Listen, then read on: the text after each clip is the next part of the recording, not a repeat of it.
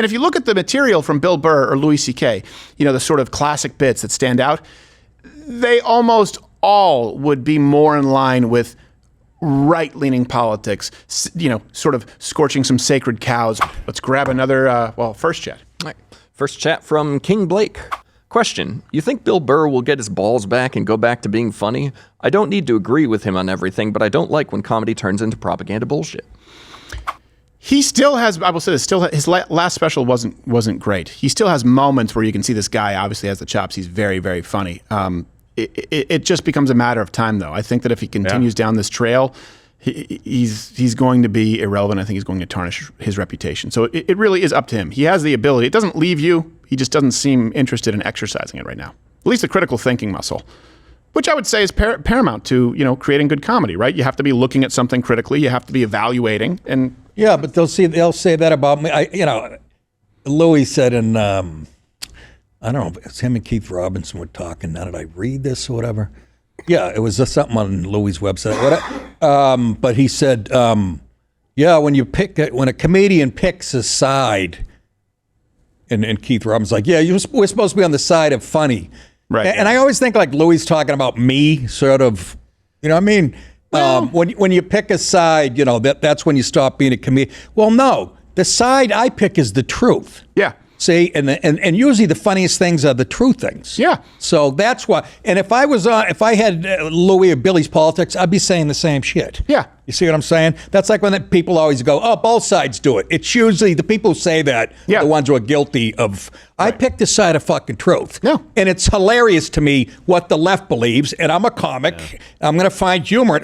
I didn't mean to become. And I'm not totally. If you come see me, I'm not.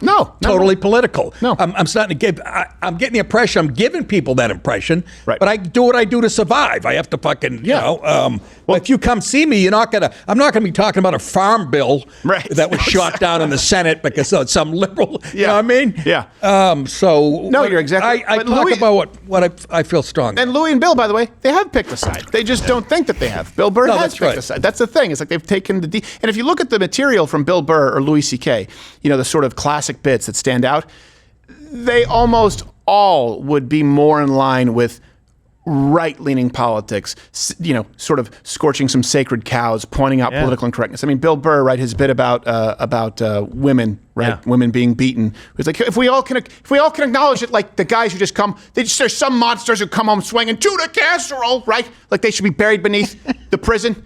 Can we also acknowledge that not every beating just falls from the sky, right? Dude, like that's something people are like, oh, this is politically incorrect. If you look at some of his bits that he's talked about, like white guys in black movies and how white guys are always the dummy and there's some dance moment or montage. These are bits that he was largely embraced by people who would be considered conservative right. You can't really point on SNL when he talked about white women, right? White women bitching Black Lives Matter and them taking over this space because they always have to be the victim. It's something that he was embraced by the right. You can't point out.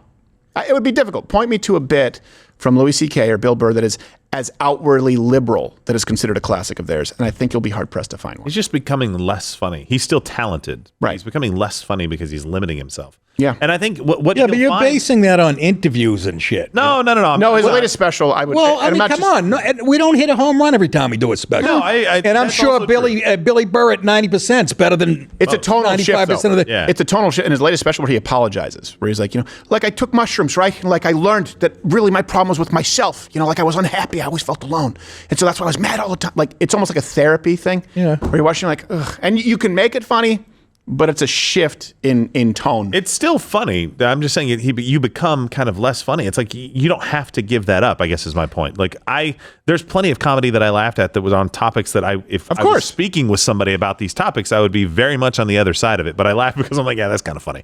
That's how they get it. That's great. I love that. I think Jon Stewart's one of the best ever. Yes, just don't sanitize yourself. Just be you, and if that works, great. Yeah. It's funny. I always get there. I used to be a fan of yours. You used to be fun. No, and I know they're talking about my politics. Right. Yeah. You know what exactly. I mean? Because I haven't changed a fucking iota on stage. No. Right. No, you That's have why not. I finally have a following. I did it the hard way. It wasn't through movies or fucking having a sitcom or being famous on a giant radio show. Right. It took me to years to, and it's still it's more of a cult than a huge following. Yeah, but but I'm just saying I haven't changed. Keep watching. Click. Keep watching. Click. Keep watching. Click the keep watching. Click. Keep watching. Click. Keep watching.